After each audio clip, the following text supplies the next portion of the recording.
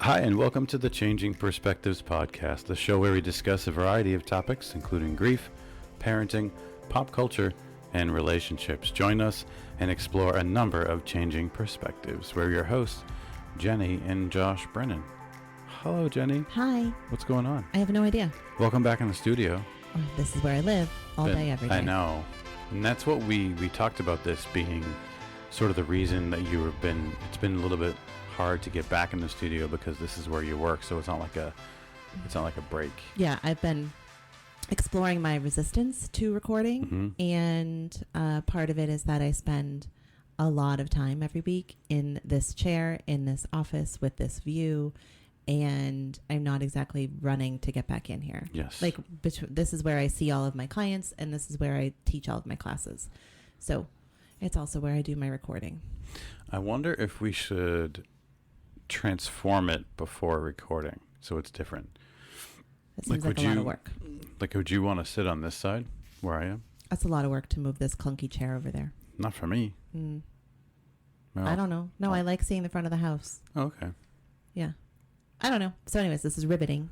Anyway, That people are like, welcome thank back. God they're back. This is really, hi everybody. really Welcome to fascinating episode conversation. 66. We hope you all enjoyed episode 65, which was Like 7 months ago. no, it was a couple weeks ago. But we're back. It's okay. We're back. Are we running on like one a month? Is that what we're doing right now? Well, today I'm going to try to get you to do 2, Oh, okay. which is exciting. And maybe we can. Well, it is a Saturday, and we could not go to the beach because it's 1,000 degrees, and Yes. the high tide schedule was not well suited to Right. social distancing at the beach. So we are in the air conditioning today. Well, This would have been a good day pre-COVID to like go to the movies. That's what I would have done. yeah. Like go Air sit inside a conditioning. really cold movie theater with Right, some right. popcorn and watch a Marvel movie. Yeah, even I did a couple errands this morning, and inside the stores was fine. The AC was nice, but like even walking in the hot parking lot It's hot. It's to hot. get from the car to the Yeah. store, it's like I really want to sit in the sun, but I think it's even too hot to just lay out. And I squeezed in a run this morning before I got too hot, but it was still kind of humid. I should do an early run tomorrow if I'm going to do that. Anyway, well, welcome back, everybody. We left everybody episode 65. We're on the precipice of our vacation, which we were supposed to do in Florida, but for obvious reasons, we did not. We stayed home, but we dealt with no sun pretty much all week, so it was kind of a bust, but it was nice to sort of do nothing and have a break, staycation, do nothing. And we released an episode that week, which was fun. But now that we're not on vacation, it's beautiful. And the sun is out and beaming, and of Yep. course, that's how things work.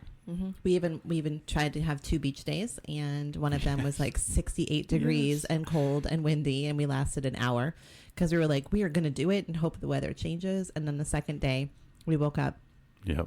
and it was cloudy out, and decided to bail on the people we were going with. And like 30 minutes later, they sent us a picture of them Freezing in the rain. in the rain Yeah. with no one else there. So we made the right decision. So to we did sort of make the sleep right in that day. decision. Yeah. But at one point, maybe we'll get to the beach. Yeah, Hopefully maybe. our trip later this month to New Hampshire will have some good weather, and we can at the very least, float down the Saco River in tubes Yeah. with it sunny, Oh, warmer than 70 degrees and sunny and not thundering. That's all I want. I'm floating down the Saco this year. I don't care if it's snowing. I'm not floating down the Saco. We'll just in make snow. it work. Yeah. Well, anyway, how have you been doing? I've been better, but I'm busy. Is that what we're talking about? What are we talking about? I'm just being nice. Oh, thanks. Yeah. Well, I wanted to first. Sorry, am I supposed to say how are you? No, that's fine. Okay. No one cares. It's okay. Well, today's episode, we're going to talk a little bit of it. It's kind of a heavy topic today, but this is your idea, and I pieced it together. But I thought it would be good to talk about this because the entire country and the entire world, we're all in sort of different phases of dealing with COVID-19. Whether or not is you're back in quarantine, phases have gone. If you're in a place in the country like California, I'd heard that California went back a phase. There's record number of cases being reported on a daily basis in some parts of the country, and then other parts are, moving right along in their phases, and the number of cases every day being reported as lower and lower. And especially outside this country and the rest of the world, everybody's in sort of different phases of the quarantine. I know we do have some international listeners, which is great. So we just wanted to talk about managing COVID guilt. So what do you think? I mean, that's the title of our episode today, but what's a quick sort of elevator speech version of what you think that is? What's the definition of what is COVID guilt? The way I'm seeing it unfold in sessions and with friends and with ourselves is there's really no clear roadmap here. There is, but there's no clear, like, at least here in the U.S., there's no clear overarching strategy and approach that everyone agrees with, right? It's become sort of this political thing. Like, do you wear masks? Do you not? Do you socially distance? Do you not? Do you see friends? Do you not? Do you completely stay inside? Do you not? Do you go to restaurants? Do you not? If you go to restaurants, is it okay to go inside? There's no clear sort of black and white yes or no. It's all very, very gray. And then there's the politicized notions of it that's been going on here in the U.S. So how I'm seeing it is people are making choices and then feeling guilty about those choices because they're not going to be supported or understood by, say, everyone in their family or everyone in their neighborhood or everyone in their friend circle or everyone that they work with, right? So like, oh, I went out for dinner last night, but I feel guilty. Or my neighbors had a bunch of people over last night and we all stayed in the backyard and nobody went in and used their bathroom, but I don't want to post pictures about it on social media because I don't want people to yell at me for it. Things like that. So that sort of guilt, I guess maybe more so fear of, maybe it's not guilt, maybe it's fear of being yelled at or called out or... Well, I think that's still have a light a shine version on you. Of guilt. And I wanted to take a step be back. Made to feel guilty, I guess. Right. But also guilt that like, if I hugged my sister-in-law, what if she gets sick now?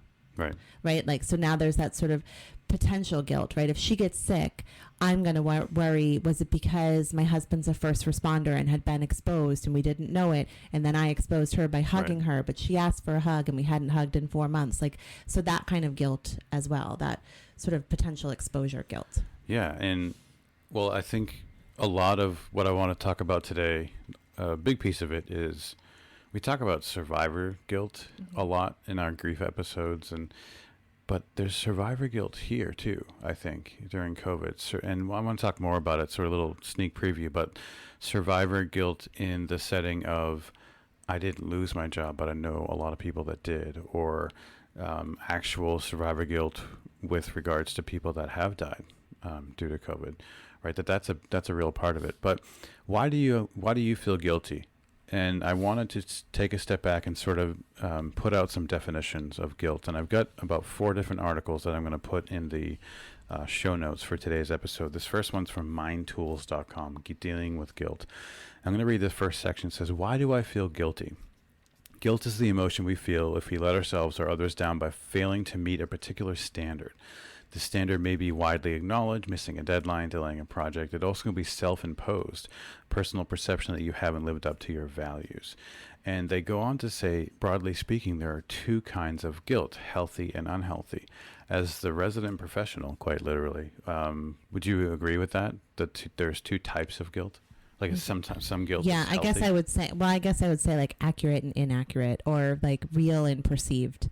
Something like that, right? Like sometimes we can feel guilty, but there's really no reason to feel guilty. We didn't really do anything wrong. There's no reason to feel that level of guilt. Rational versus irrational? Yeah, that's a great way to describe it too. And rational, I guess that rational versus irrationality depends on whose perspective you're looking at it from, right? Like it could be rational in the eyes of the person that's trying to make you feel guilty because it goes against sort of their beliefs or their standards, but it's rational for you to not feel guilty because of your own personal standards, right? So it's really complex. Right. They go on to this article, Mind Tools goes on to say, tripping over my own words, you'll experience healthy guilt when you hurt someone or cause a problem that you could have avoided. The guilt is telling you to make amends and to change your behavior. So it makes sense. Healthy guilt is rational and proportionate, and it makes sense. Unhealthy guilt is disproportionate or irrational. They go on to talk about unhealthy guilt, and they say this is where you feel guilty about something, but you're not really to blame or have no actual control over the situation. And I think that's what we're really talking about. A lot of the time, the situations you described, we don't have a lot of control over the situation. So the guilt we have is disproportionate. We're not. It's Are you irrational. talking about COVID guilt is disproportionate? Guilt, right. I guess I disagree, but tell me what you mean. Well, I mean, we have no control over this situation, so to feel guilty. But we have control over what we choose to do within the situation. That's true. So I think there's some elements that, you could prevent yourself from feeling guilty if you don't do that thing. Like you choose not to hug your sister-in-law in the example that you gave. However, there's some elements where it's not my fault that you lost your job and I kept mine. That's irrational. Okay. Right? So that's unhealthy guilt. So I think there's probably both in this. Okay. In this pandemic. Don't you agree? Yes, I do agree that there's both. So another article that I'll share, I think it actually maybe came from the same article. It talks about an extreme case of unhealthy guilt is survivor guilt. For example, when the sudden loss of jobs due to COVID, some people still working may be feeling survivor's guilt, like I just mentioned.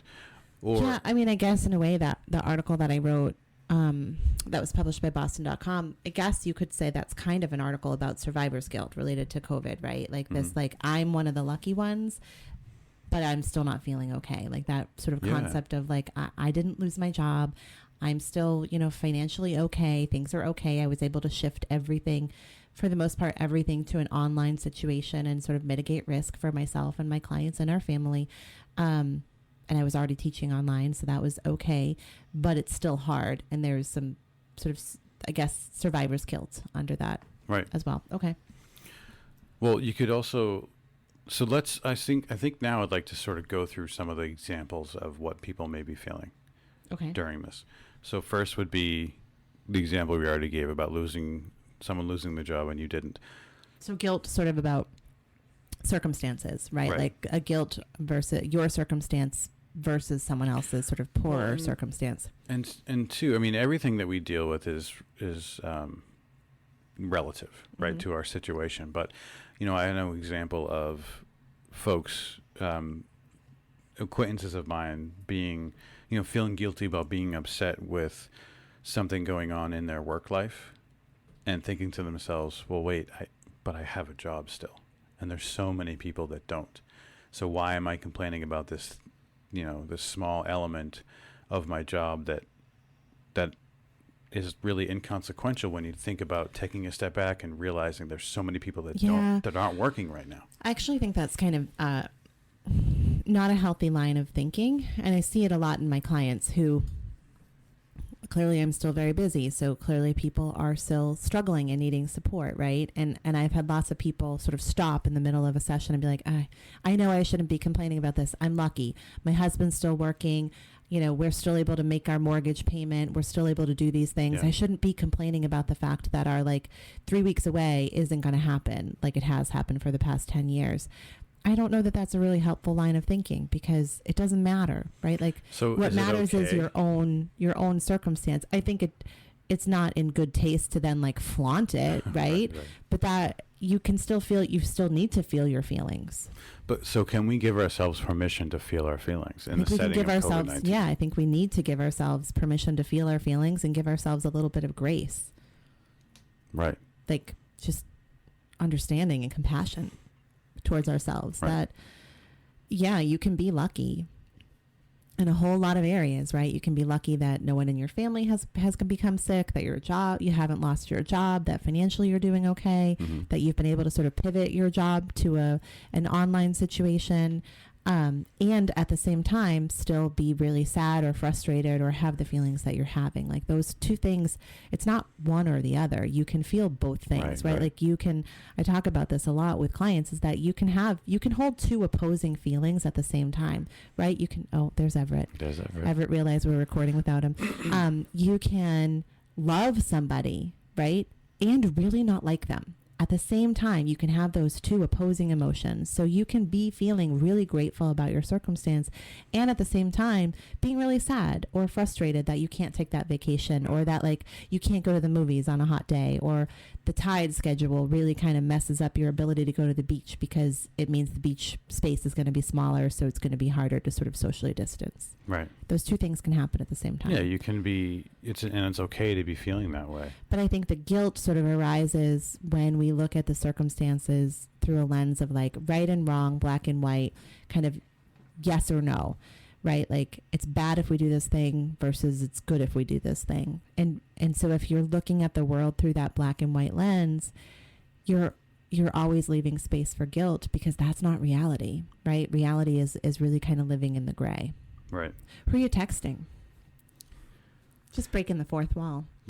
Why not? I'm asking. Because when I'm trying to talk to you, you're not looking at me. That's really, really difficult. Oh, I'm sorry. Were you texting someone to get Everett? Yes. Mm-hmm. So I wanted the next type of guilt I want to talk about related to COVID is, how about guilt about not allowing your kids to see other family, friends, or grandparents? So that's come up a lot in my sessions. I think when we started this here in America in March, it was hard, but I think in many ways easier than it is now. Well, and I guess in other ways not as easy, because it was March, so it was winter, it was cold, it was, especially here in the Northeast, it was kind of gray and dreary, and so it was okay to kind of just spend some time inside. We had made it through like the winter holidays. You know, we had to skip sort of Easter, or a lot of us skipped the Easter holiday, whatever. But now that we're heading into, or we're in summer, pool weather, beach weather, outdoor weather, in some respects, it's easier to see people outside and do some social distancing.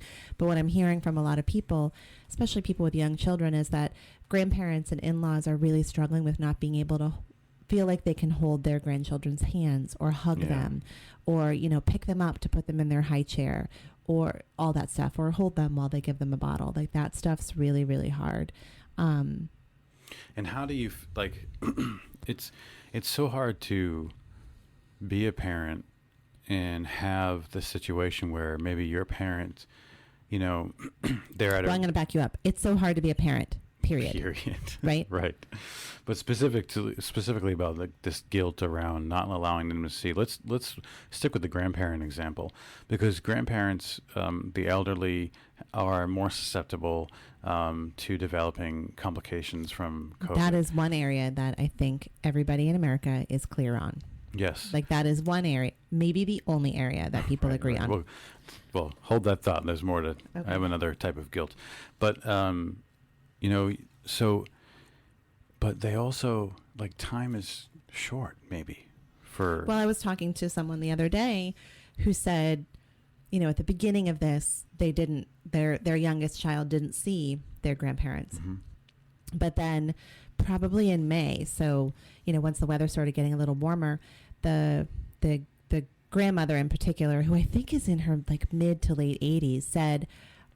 I need to see my grandchildren. Yeah. Like, life isn't worth living to me if I can't see my grandchildren. So I get that I might be putting myself at risk, right? And it might mean that potentially I have less days to live because I see my grandchildren and therefore I'm exposed. But I'm willing to take that risk because I need to see them. Yeah. And I don't care if I get to live another 3 years. It doesn't matter if I don't get to see them. And so they collectively made a decision to allow there to be contact, because that's what that person chose. Yeah. I think that's, you know, every situation is unique, of course, but you really have to think about what's going to be the best situation for your family, right? I mean, well, there's no clear rule book, and I talk about this with folks about you can't really minimize, you can't eliminate risk, right? you can mitigate risk, and every family and every individual has to decide what level of risk are you most comfortable with, right? Like we've expanded our sort of bubble for, I don't know, maybe 8 weeks now with my sister and her family, and we see them one weekend every day. They come into our house. One day every weekend. One day every weekend. They come inside. Like, we're not socially distanced with them. We're hugging the kids. We're hugging each other. But it's 10 of us. That's our little bubble. Yeah, they're the only people bubble that have been inside our house. And they always come here. We haven't been there. No one's been inside their house. They're seeing other people outside, and we're seeing other adults sometimes outside. And you and I have been to restaurants 3 times now, but only outdoors. Outside, we haven't, neither of us are comfortable eating indoors yet. So we've expanded our bubble, but like, we haven't seen your grandmother, right? She's coming over. I think she's coming over tomorrow. We haven't seen your parents or your grandmother, but they reached out and said they really want to see the kids and us. We'll be outside, so we're socially distancing, because we're trying to minimize risk. I think we all are aware we're not eliminating risk, right? The fact that we are not sort of socially distancing, we're not hardcore social distancing. Our boys, especially our oldest, we're letting him see some friends, not in their houses, except for one friend who's been in his bubble, his girlfriend, this whole time.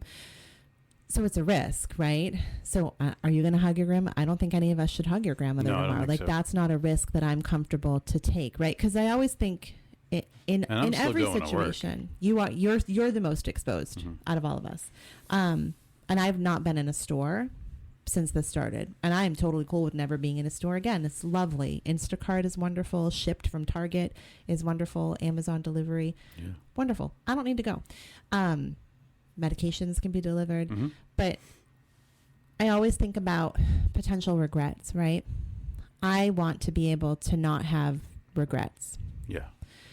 And I think we've seen people who are kind of living really loosey-goosey around this and exposing themselves and their kids and the people they live with without, really kind of much thought about it.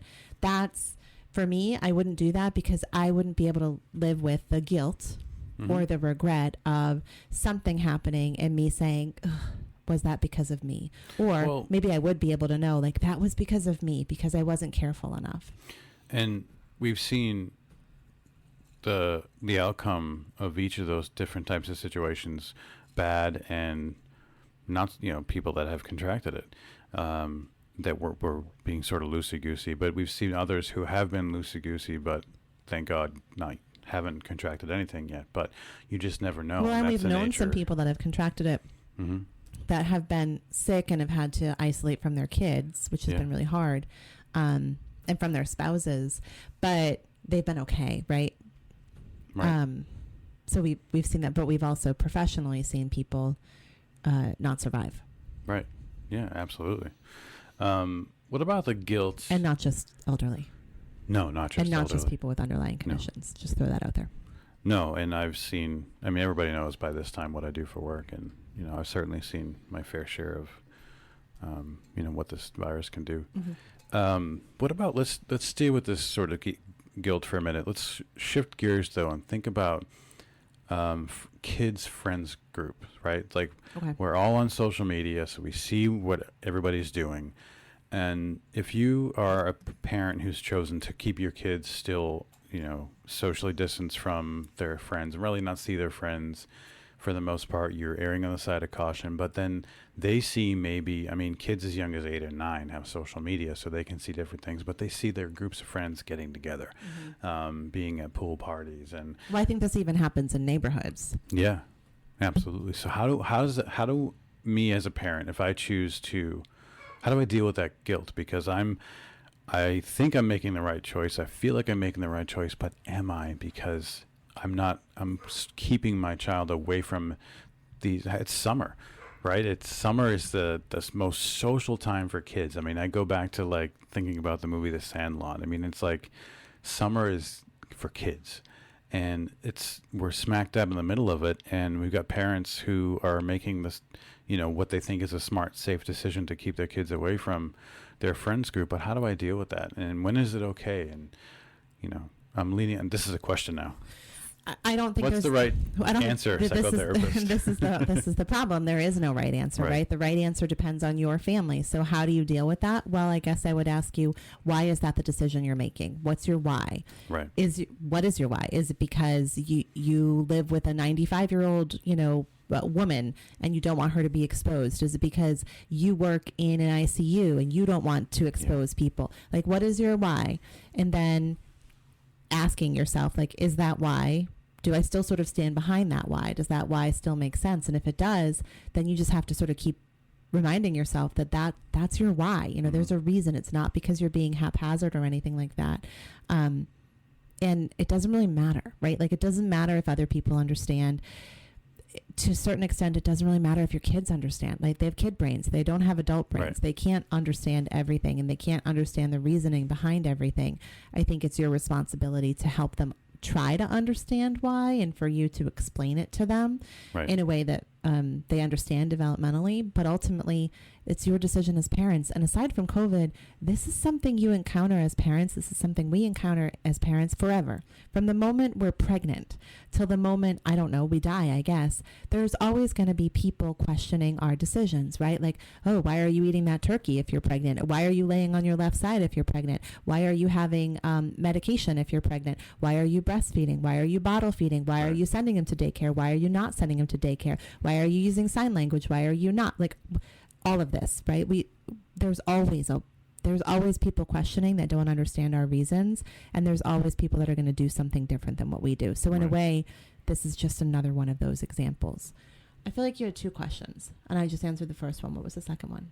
No, I think I'm not good with stacked questions. I don't think I stacked it. It was all the same concept. Like, how do I manage this guilt I'm feeling that I feel like I'm making the right decision to keep my child away from their friends group, even though their friends group is together? I think also potential regret, right? Yeah. Like, looking into the future. What are you going to regret more? Sort of leaning into your why and sort of holding that sacred and doing whatever it is that you're doing because of that, or not doing that and then having some sort of outcome that's counter to what you want, and then wondering or feeling bad about not sort of sticking to your decisions. So this has come up with us, right? Like, we've let our oldest sort of have his bubble with his girlfriend. And so, like, she's been able to come here. We decided probably halfway through quarantine. I'd say pretty early on. It's like a month in, I feel like. That he could go to her house. She could come here. We'd sort of assess everyone's sort of family sort of exposure on a case by case basis. And then as the weather got warmer, we've let both of our boys see friends outside or like swim at their houses, a couple friends. And the other day, our oldest was out with some friends, playing football, riding bikes, stuff like that, and texted us and said, hey, can I go back to so-and-so's house? And it was a text with both of us on it. And we both said, sure, but not inside. And we got the, typical teenage response of like, why? That doesn't make any sense. And so both of us were on the same page, and we had been on the same page before. I guess that's a tip for parents, is know what your page is going to be, because teenagers and kids are going to throw stuff at you out of left field when you're in the middle of a working day in between clients. You're running from one thing to another, and you get this text message and you have to sort of like reiterate sort of the parameters there. But we were on the same page, and he still doesn't agree with or understand our why. Our why is we're going away in like less than 2 weeks. And so if anyone is exposed right now in this window, we probably can't go away. Exactly. Right? Like, we can't go and stay at this friend's house. We can't like stay in a house with our family. We can't go to the Saco and do that stuff if we've sort of exposed ourselves. Yeah, we are still exposing ourselves. Like, we went out to dinner last night and sat outside. Does that mean we're risk-free? Nope. But we're making calculated decisions, right? To not increase our risk. Right. And he was like, but you're letting me stay at their house later this summer. And I was like, yeah, because that's after our trip. And so if an exposure happens, then I can sort of live with that a little easier. It doesn't sort of impact us, right? We don't have another trip planned. And I plan on, shortly before, texting or calling these parents and being honest and being like, listen, I have to ask, has anybody had any flu-like symptoms in the last 28 days? Or you have to. And that's okay. That's how I'm choosing to deal with this, because it makes me feel better. And that's me taking a calculated risk. But again, those plans are a month from now. Who knows what the world's going to look like? Hopefully New England keeps going in the right direction for us. But yeah, I mean, it's helpful that you and I are on the same page in that situation. Right. But certainly not on the same page. And I think we're on the same page as most of the other families in their social circle, although I don't really know. I don't really know. I've seen, social media shows you everything, right? It shows you people that have barbecues and get-togethers and people in their house and sleepovers and stuff like that. And I think that's what is heightening the guilt for some people is that they are either seeing people completely social distance and maybe saying don't see people, don't let your friends have play dates or whatever. And they're also seeing people who are doing the opposite. And so it's hard to sort of figure out, well, what's the right thing to be doing? And I think for so many of us, it would be easier if there was just a rule book. Like, here's the right answer. The right answer is D. The right answer on this question is C. Like, this is what you do. But that's not reality. And so it really becomes about sort of trusting your own kind of gut, your own instincts, and being able to affirm why you're doing something and stand behind that. Yeah, 100%. Like, we own pit bulls. We get a lot of flack for that. We don't own them. We live with pit bulls. Yes. We adopted them. Yeah. Right. So They're we have babies. to, but that's a decision we make, and people certainly could try to make us feel guilty, or that decision doesn't live up to some people's standards. So there's room for guilt around that, but that's for us to sort of work through. But so that guilt, though, is born out of inaccurate stigma. I believe. But there could be. You and I talked about this at dinner last night. Right. There could be. You could be experiencing guilt about a situation that's born out of a stigma or a public view of that. And one of the taking it back to COVID, one of my points I wanted to ask you is, if you contract COVID-19 and you have guilt about that, is that because of the stigma around it in the I think so. in the public eye? And a similar situation to when we say that we have pit bulls, for the most part, I think that people go, "Oh, I love pit bulls these days." But at least a couple of years ago, it was like ooh. That's still happening. Yeah. We've had people in town at like ball fields be like, "Well, they should be shot and nobody should own those." Yeah. You're not my favorite person, but I think it's a little. I think yes. And so, yes, I think that the guilt for those people that contract it, the guilt might be born out of sort of the stigma around it. Because there's a lot of people, there's been multiple people that, I think I know more people than you that have contracted it, because I've got more sort of friends, not just around here, this area. Yeah. There's almost for all of them this like shame, like, oh, I got it. I got this big bad dirty thing. Yeah, that's what I wanted to talk about. Because like I didn't wash my hands enough, or I didn't socially distance enough, or whatever it is, and that's not always necessarily the reason. Were you doing what you were supposed to be? Yeah, quote so I unquote. think that's the stigma part, right? Like, there's probably some guilt because maybe people assume like, oh, well, you must have gotten it because you were not safe, or oh, well, you're only sick because you must have some underlying condition, or well, you're fat anyways, so you should know better. So yeah, I think that there's some guilt around that, certainly unfounded. But then I think there's probably also some guilt that people have to work through, like how careful was I, right? Yeah. Like if they're in a place where there's contact tracing and they have to then say every store, every restaurant, every Isn't house they went to. contact tracing everywhere? I have no idea. It should be everywhere. I have no idea. I honestly don't know. I think it's a state-to-state decision. Isn't everything pretty much state-to-state? I wonder why that's why Massachusetts has done a great job. I also think we've been mandated to wear masks for a long time, and we've been shut down. I remember Governor Baker talking about the number of people that took jobs as and were trained as contract tracers. Yeah, but I wonder if that's why. That's interesting. I think there will be lots of studies after this to see. Anyway. But some people would say that they're not really doing a better job. It's all just a media hoax, Josh, and it never happened. So catch up.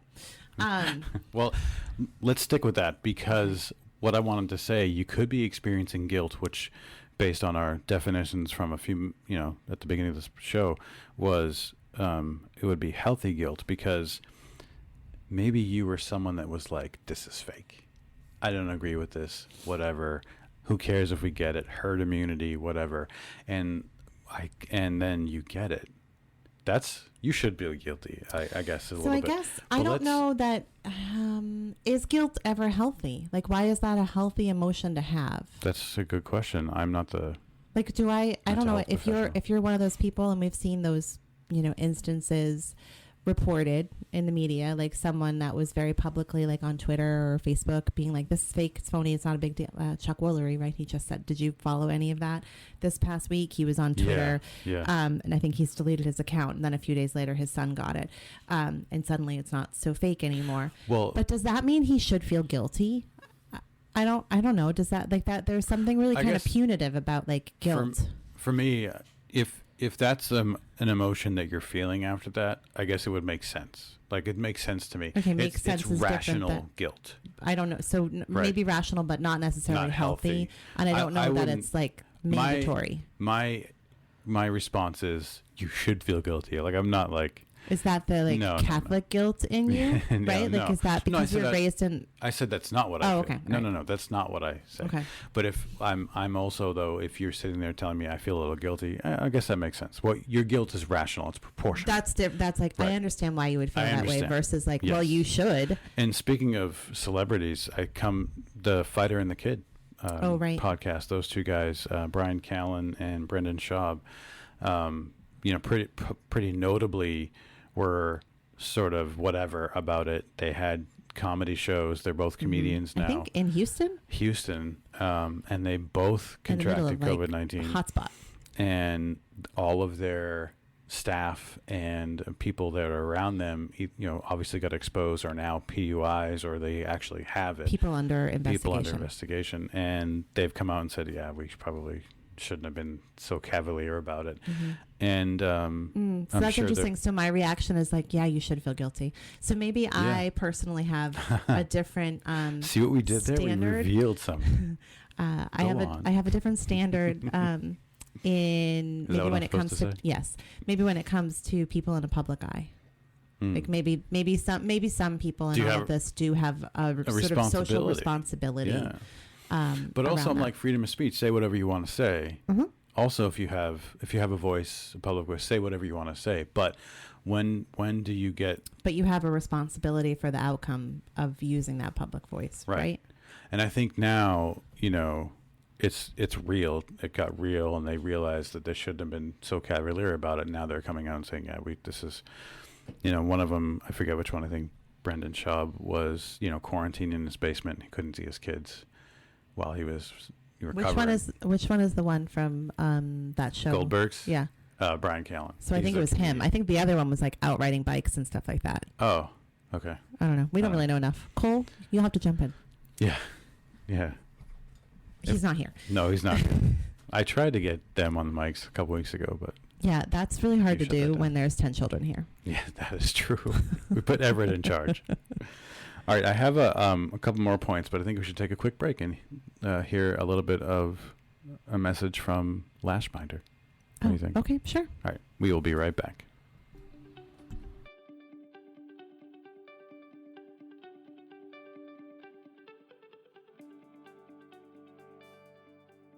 Hey, everybody. Jenny and I want to tell you guys about Lashbinder. Yes. Lashbinder was created by celebrity makeup artist and host of the Clean Beauty podcast, Cassandra McClure. Lashbinder is a lash application tool and method that has changed the lash game forever. Lashbinder makes lash application easier, faster, and even safer than ever before. And with each Lashbinder sold, Lashbinder will donate one to a cancer patient who has lost her lashes due to chemotherapy. How amazing is that? That's super amazing. Lashbinder is available on Amazon and at select boutiques nationwide.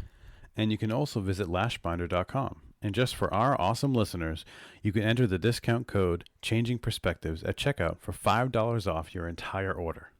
That's also super amazing. Yes, it is. Visit lashbinder.com, everybody. Lashbinder is number one because anyone can achieve perfect lashes in seconds every time.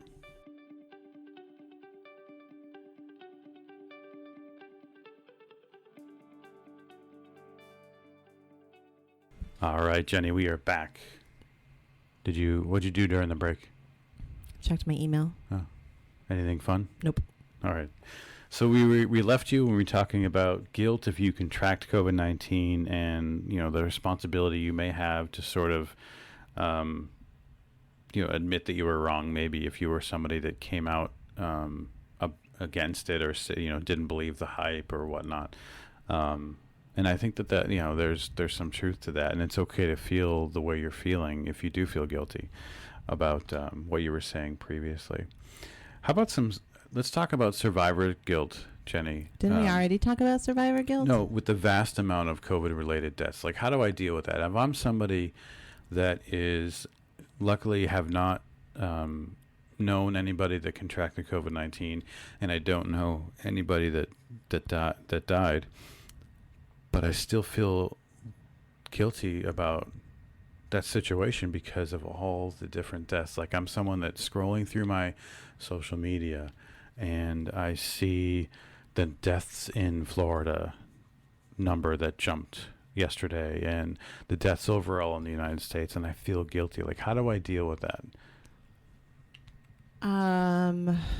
Well, what would you say to somebody that came in your session was saying, I feel guilty for surviving, that I haven't contracted it and all these people died? Do you think a lot of people feel that way? I think a lot of people feel really bad about all the deaths. But do they feel guilty?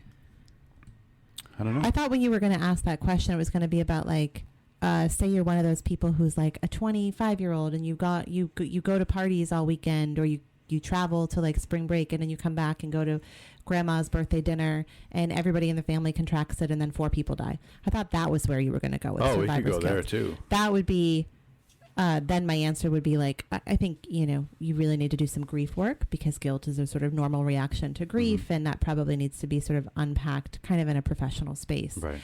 I don't know how many people are feeling guilty about sort of, maybe sort of guilt about kind of pandemic privilege in a way. Yeah. Sort of like white guilt in a way, sort of that sort of same parameter. Right. Or same, yeah. But I don't know how many people feel that way. So what would I say about that? I guess that's pretty irrational. Yeah, it's unhealthy. Yeah, it's unhealthy. Right. I mean, I think you can have sympathy for and feel badly for and maybe want to provide education or reach out or some sort of support or fund, I don't know, some sort of like nonprofit that's working with people like this or something that would make you feel like you're doing something. But I don't think any of that guilt is rational. And if we take COVID-19 out of it, bad stuff happens to people all the time, every day. You know this from your line of work. I know this. Bad stuff happens all the time. And if you focus on feeling bad about like every person that dies from the flu, but you don't die from the flu, or every person that dies from a car accident, but you don't die from a car accident, or every person that dies from a surgical complication, but you don't die from you're just going to get stuck in that. That's really maladaptive thinking. Well, it's misplaced blame on yourself. Yeah, it's really so I guess I would say, like, what is it that's making you, what's sort of fueling that guilt for you? Is it people? Is it that you're like too much on social media? Are you too much dialed into the media? Are you not focusing on things other than this? Like, has COVID-19 become the center of your universe? I would say if you are someone who's having survivor's guilt around COVID-19 and it's not specifically related to a specific person that you know that you exposed, then there's something else going on there. And it's probably time to sort of walk away from media, walk away from social media. Maybe if you've been social distancing, maybe it's time to sort of think about coming out of the bubble a little bit, right? Like, people have sort of been talking about how no one's talking about mental health. I think that's kind of baloney. We can't swear on this, right? Right. I think lots of people are talking about mental health and all of this. And I think it's kind of this useless conversation. Like, people are like, well, what about mental health? But then not really having a conversation around it. Right. Like, using it as sort of like they're weaponizing the concept of mental health, but not doing anything about it. I think that there are lots of people that have been talking about mental health. Look, the vast majority of insurance companies, even today, still over 4 months into it, are covering telehealth sessions. They're covering telephone sessions, so that if you can't do video sessions with clients, they will pay for you to do a behavioral health session with a client over the telephone, and they will pay for that session. And the vast majority of insurances are still paying for those insured, the clients, copays or deductibles. That's huge. So when insurance companies are paying attention to and funding and creating space for mental health, people are talking about mental health. Yeah. We are talking about it. We are worried about it. We are focusing on it. No one's lost, maybe people have lost sight of that. Right. But I think there is a big, larger conversation happening about that. Clearly, I just got off on a tangent and on a soapbox. But where was I go? Oh, so maybe if you're feeling some of that level of guilt, maybe you're not focusing enough on your own mental health. And maybe you are too sort of tightly wound in your social distancing. Maybe you need to think about having someone over in your backyard. Don't use your bathroom. Don't go into your house. Sit 10, 14 feet apart if you want, outside on a nice day if you're not socializing. Like, that's what I would wonder about, is what are you not getting from other areas of your life? Are there family members that you're not seeing? Are there friends that you're not seeing? Are there things that you've stopped doing that maybe we need to help you kind of find a way to do? Because we can't just wait for the world to go back to the way it was. It's never going to happen. We're not, it's kind of like post 9/11. We're never going to be able to just like meet someone at the gate who's flying in on a plane, right? Like, those days are done. Right. We're never going to be able to just sort of walk on a plane and not go through TSA. Right. Like, those life changed. Right. We're never going to be able to sort of be in a city and hear a plane and see it really low and wonder for a split second, like, oof, is this happening again? Right. The world changed. The world changed. We're not going back. So we can't just wait for it all to go back to normal. So we've got to sort of figure out, how do we live in this gray space right now and sort of mitigate the risk of sort of feeling bad or getting in trouble, all of that. And sort of the risk of your own mental wellness if you're sort of shut down too much. Because we're social creatures. Even those of us that are like introverts, like myself, we still need people. Yes. This is why we, as a sort of form of torture, put people in solitary confinement, because as humans, that's awful. We're social. We're social beings. Yeah. And so for those people that maybe are struggling with kind of that really unrealistic, unhealthy guilt around this, I would say, let's see what we can do to help you kind of take care of yourself. Because I'm going to guess you're really not. There's something else going on. You're really not taking care of yourself. You're too focused on sort of worrying about everybody else. So I had one more example of guilt I wanted to talk about with regards to COVID-19, and that was guilt about your political stance or judging others for the way they think if it's different from you, right? So there's a lot of, for some reason, COVID-19's been politicized and our response to it. And it's a very interesting reaction to something that's pretty scientific. But anyway, I've seen you have that sort of moment a couple times, and I'm sort of outing you, where you're like, I don't know, should we just,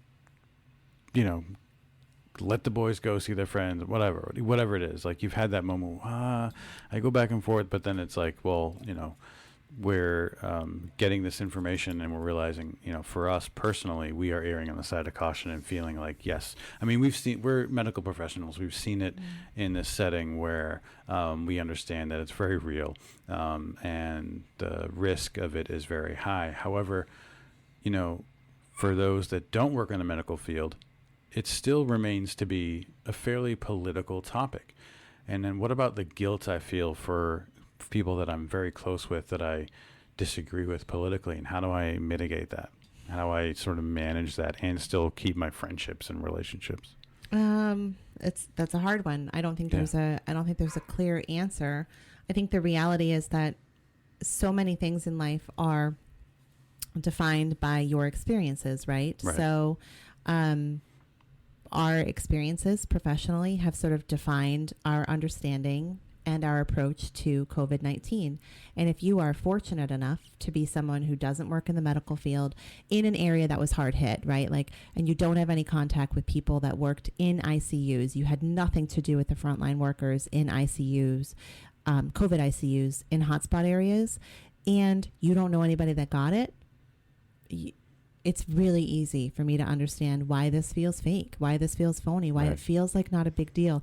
If you're someone that is kind of not trusting anyways of got large government agencies and reporting and data and things like that. Look, data is messy. Data is always messy. It's really hard to get clean data in anything other than like controlled studies. And then I'm a data junkie, right? I love studies. I love research. There was a point in my sort of professional career where I chose, like, do I want to go down the research area, the research road and pursue a PhD and do research fully, or do I want to do the clinical stuff? And I couldn't really decide, which is why I chose social work, because I could do both. Yeah. But obviously I've sort of centered in that clinical piece. But even in well-defined, controlled research studies, it's still hard to have clean data. And if you read any research study at the end, it will talk about limitations of the data, limitations of the sample size, all of that. So if you're someone who's sort of skeptical anyways, and we know that data is really never clean, it's really easy for you to believe this is fake, this is phony, this is blown out of proportion. And in a way, that helps us to sort of feel more comfortable, right? I shared an article, I think just on my personal social media page earlier this week, about cognitive dissonance. Yes. Did you read it? Mm-hmm. We probably should have pulled that. We could do a whole episode about cognitive dissonance, because it really sort of explained sort of when people are sort of living their life or making a decision or stuck between something that goes against what they're being told or what they understood, they find a way to rationalize it, right? Mm-hmm. And sort of relieve that dissonance so that it feels like, okay. So if you are someone who is not comfortable wearing masks, you feel funny, you don't like it, it gives you panic attacks when you wear it. Mm-hmm. It's a real thing. Or you're someone who like is really scared about it or hasn't seen anyone live with this, but people are telling you this is really real, this is scary. The easier way to sort of give yourself permission to live your life the way you're living your life is to be able to convince yourself that's not really true. Right. It's that you're alleviating that cognitive dissonance. So I think that's what people are doing. And because I think people do that all the time with everything. Right. Yeah. With everything. That's why we, political like election cycles are always sort of tenuous, right? And there's unless you're surrounding yourself with echo chambers of people who feel the exact same way you do at any given time, COVID or not, you're going to be out with friends or at a board meeting or at a work meeting, and people are going to have different views than you. Right. So I guess my question back, my long-winded answer is, how do you normally navigate those situations? Right. COVID, but prior to COVID being a thing, how would you sort of navigate a work situation, a youth sports organization meeting, a friend party or something where people will bring up opposing views that are very different than what you believe? Right. How would you normally navigate that? And can you still do that? And if so, great. And if not, why not? And feeling guilty about sticking to your guns, so to speak, is irrational. It's an example of something that I think is disproportionate. What does that mean, sticking to your guns? Does that mean like but does that mean you stand up in the middle of a barbecue and you say like, you're all wrong, I can't you're all idiots, you're all morons, I can't be friends with you anymore, get out? Well, I don't think that's a good, healthy way to respond to that. But so what do you mean by sticking to your guns? I guess, don't, whatever you feel more comfortable doing, but don't, compromise the way you feel. Don't sit there in a group of people and they're all commiserating about the same political topic. Maybe they're like complaining about masks and how their state governor is wrong, but you think your state governor is right, but you don't feel comfortable enough maybe in that situation airing your thoughts. But I guess my thought would be, don't participate inaccurately, or don't just say, yeah, I agree, when you don't, and feel guilty about it later, right? I don't know. What if there could be fallout from doing that, right? Like, what if you're in a work meeting and it's... I think that's different, yeah. I don't think it's so black and white. I think you do what you need to do in that moment, right? And if you're able to sort of remove yourself from the conversation, or drift the conversation to another topic, or, get up and get yourself a glass of water or something, or just remain silent, you can do that. I think there are circumstances where it's not okay to do, right? I guess there are certain hills to die on, right? I don't know that I would say like die on the hill of COVID-19 if someone's saying something that you disagree with. Right. But if we're talking about sitting in a room with people who are making racist jokes, that's a hill to die on. I would say, like, for especially for us as white people, that is a hill we should be willing to die on, right? Like, we should not be tolerating that. But if it's something like the COVID-19, or I don't know that I guess people have to weigh for themselves what the sort of risk and reward and benefit to sort of speaking their mind is. Right. And to maybe just conforming and being like, yeah, that governor, he's a real wackadoo. But you shouldn't feel guilty for feeling differently than your friends. I guess that's my point. Guilt about... Unless you're a racist. Yeah, that's true. Guilt about feeling different and having a different political stance is disproportionate. We would describe it. I would describe it. Back, unless you are openly, knowingly racist and unwilling to learn about it. Guilt about feeling that way about your political stance is disproportionate and irrational. You shouldn't feel guilty about having a different political stance. And I also think you shouldn't feel guilty for not sharing your political stance. Exactly. Though, right? Like, yeah. I don't know. And I guess I've sort of moved through, like, at the, beginning, middle. Where are we? It's hard to say where we are in the COVID process. Hard to say. I don't know. Yeah. A few months ago, I was I guess when I was at the height of supporting people here in Boston who were in it, workers who were in the ICU, who were telling me what they were seeing, I felt like I had some sort of duty, and it made me feel like I was doing something to, like, get into these conversations / arguments on social media, often on Twitter, around educating people around it. And sometimes I think I was successful at being able to have conversations and provide data sets and provide knowledge to people and have them be like, oh, I didn't know. Mostly, though, 95% of the time, people's minds are made up and I'm not going to change them. But that's still like, oh, I see something and I want to, like, no, that's not true. Right. And I'm, especially over the past month, really trying to be mindful and deliberate about not engaging in those comments. Like, don't read the comments. I know if I click on a news article and I read the comments, I know there's going to be people there that disagree with me. I know there's going to be people there that say hateful, just wrong things. And I know for me personally, it's no longer useful to get involved in that. Yep. I don't need to feel guilty about that, right? Someone else could be at a different place and it does feel good for them. It feels like some sort of useful, sort of actionable item for them. So I don't know. I guess I don't like guilt at all. I'm having a hard time figuring out when guilt is useful. Yeah. To sort of tie it back to the conversation here about guilt. Right.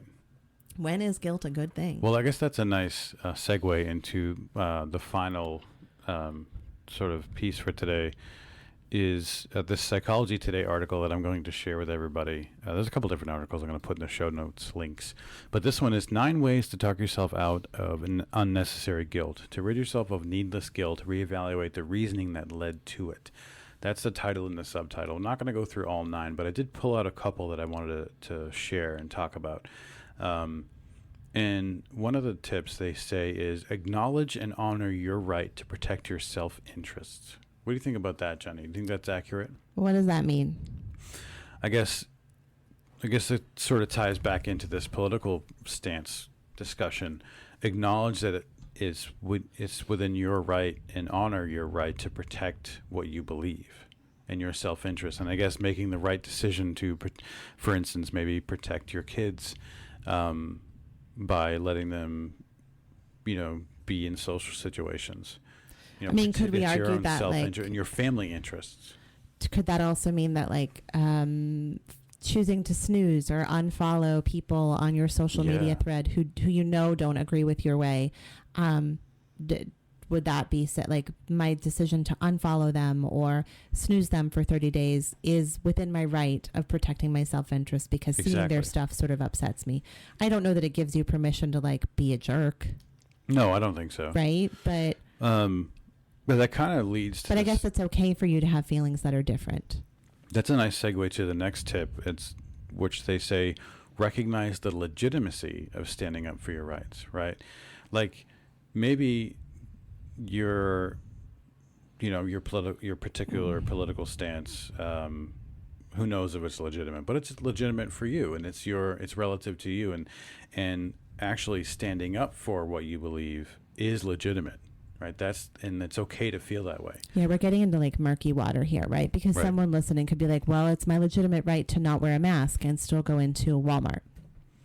Right, but that protecting or putting other people at risk and potentially hurting other people. Well, Walmart is a private business, and they're now saying that, like, in all of our states and all of our stores in all of our states, no mask, no entrance. Yeah. Private business, that's it. Go elsewhere. Right.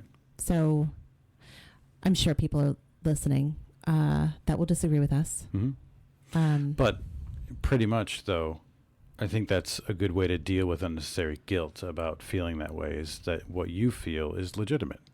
What you feel is what you feel. Mm-hmm. Yeah. Right. What Everett is feeling right now is really left out, that he is in the living room Everett on the other side of the house and not in here. We're not recognizing his feelings at all. His feelings are, what about me? The final tip I wanted to share in this Psychology Today article is tell yourself that even if they're at odds with others, there's nothing wrong or bad about diligently pursuing your own interests and what you feel is right for you and your family. There's, again, thinking about what's best for you and your family and making these decisions. You shouldn't feel guilty about that. That's unnecessary. It's disproportionate. It's irrational. What you're doing is you're making decisions that you feel are at your family and your own best interest. And in this situation, it's really about health and well-being. We are making decisions that we feel like are the safest for my family, keeping my family safe, mitigating risk, mitigating the opportunity that there may be some sort of exposure or a disease transmission. And you should never feel guilty or that what you're feeling is wrong, if those are why you're making those decisions, right? Like you and I talk about, parenting. Mm-hmm. And when one of us feels a certain way about a situation and what we feel is grounded in safety, we're like, oh, that's kind of like, well, it's about safety, then we have to try to come to terms with but this. What if you're someone that has like really irrational fears, right? Like, yes, that is something that you and I as a couple have sort of set as a foundation. Like, we're kind of allowed to kind of veto each other's decision as a parent. Veto. If our veto decision or reasoning comes from a place of safety, right? Like, I don't know. I don't remember having an actual conversation about this, but somehow over the 15 years of being parents, it's morphed into like, I don't feel safe with that decision. Then the other one of us is like, okay, tell me why. All right, that's a safety concern. So nope, that I support you. The tell me why piece is like where we figure out if it's irrational. Yeah, but if it's like, I don't want him standing in the driveway playing basketball because a tree might fall and hit him. Well, if it's super windy, I mean, that's a fear that you have. That's one of your fears because you've seen some experiences you've had. So when it's certain, so that's not a good example. It's not a good. Standing in the driveway playing basketball because a tractor trailer might flip over 17 houses away on a main street and fly through the air and land on him. What is this? What is that movie? I don't know. Did that happen in a movie? Goodness. Oh, that's a whole. I have to look it up now. People in their cars and on their iPhones are like screaming the answer. I can't. What is the movie? I have to look it up. Final Destination? Yes. Oh my God. How did you get that? It's weird, right? I have these weird Wow. pulls. See, I pay attention. Holy crap. I've never seen that movie. There's like 6 of them. I've never seen any of them. Yeah. So if you're worried about a final destination death, there you go. That's irrational. That might be irrational. Yes. So I don't know that I would make a blanket statement that like that. But where were we going with this? I feel like this is a very meandering conversation today. What was that in response to? Well, the final tip I wanted to share from the Psychology Today article was tell yourself that even if you're at odds with others, there's nothing wrong or bad about diligently pursuing your own interests and what you feel is right for you and your family. Yeah, I don't know. I kind of that feels pretty black and white, and I don't know that that's true. Because what if what you believe for your family is that, and your kids is that like you should marry off your children to chickens, right? Or you should sell them into like sex trade or something like that. Yeah. Just because that's your real feeling and you feel strongly about that and you're really committed to it doesn't make it right? So I have a hard time coming down. It just talks about dealing with unnecessary guilt. Not necessarily but what you feel. But the way that's phrased is like, whatever you feel about anything ever, whatever you want to do, as long as you think it's good for your kids is right? Like if you think it's good for your kids to punch them in the face 15 times a day, that doesn't make it right. So I question sort of blanket statements like that. We don't talk about articles because we think they're right. We just talk about articles to talk about them. All right. Well, I'm just telling you how I feel about that. No, that's great. So I think what you feel is what you feel, right? Like that's sort of your automatic feeling. That's cool. It's the action part that I think that's the part that you yourself can question and that society can question. And so as long as at the end of the day, I guess how would I reword that? You can live with your decisions and you can sort of, I don't know.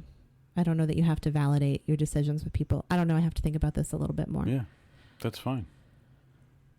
I think we're going to see people wavering with this and waffling as they make a decision about school with COVID. Well, I'm seeing that in other areas of the country that are already making decisions about school because they typically go back to school sooner than the Northeast. Parents are having to make a decision. So the school district isn't making a decision. The school district is saying in some locations, hey, within the next couple of weeks, you decide, are you sending your kids to school fully in person for the next 9 months, or are you homeschooling them for the next 9 months? Make a decision. That's your decision for the rest of the year. That is a really hard decision for a lot of parents. And I imagine that there are going to be parents that, decide to homeschool, but maybe a lot of their other parents in their parenting cohort don't, and they send their kids to school. Like, that's going to be hard. And so for that situation, I feel like that's when I would kind of come down on what that tip is. Like, okay, you do what's right for your family. You know what's right for your family. I think I know what's right for my family. You do what's like that. Like, let's be kind to each other and understand that. So I think that a statement like that holds some truth as we're moving into that kind of decision making. All right. Well, that's a good way to end this, I think. Sure. I don't know that there was any clarity in any of this conversation. No, it's just about managing guilt around COVID-19 and all these other different elements about this pandemic, and talking about what some of these folks around the world in the country are feeling and thinking about that. But that's okay. Do you have any final thoughts about guilt? No. Okay. All right, everybody. Well, thank you for hanging out with me today during this episode, Jenny. Oh, you're welcome. Thank you. Awesome. Well, that is going to do it for today, everybody. Thank you so much for listening. For today's show notes links, you can check out that Mind Tools article dealing with guilt, the Psychology Today article, which is the 9 ways to talk yourself out of unnecessary guilt. And there's 2 more articles I'm going to share that we didn't really talk about, but from Hackensack meridianhealth.org, it's feeling pandemic guilt and you're not alone, and here's how to overcome it. And an NBC News article that's entitled Coronavirus Stigma Guilt About Getting Sick or Getting Others Sick. As a reminder, folks, this episode was for education and entertainment purposes only. Should you need additional support, please contact your healthcare provider for information and referrals. Please follow us, everybody, on Facebook at Changing Perspectives Podcast, on Instagram at Changing Perspectives Blog. You can send us an email to changingpodcast@gmail.com. You can also visit our website by going to changingperspectivesblog.com. And while you're there, don't forget to visit the shop to check out all of that great Changing Perspectives merchandise. Go ahead and subscribe to the show so you'll never miss an episode. And we will see you next time. Say bye, Jenny. Bye, Jenny.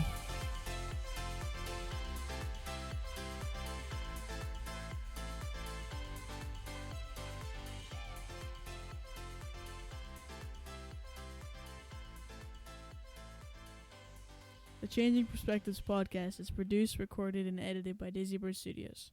Copyright 2020. Please visit Dizzy Bird Studios on Facebook. Facebook.com/Dizzy Bird Studios.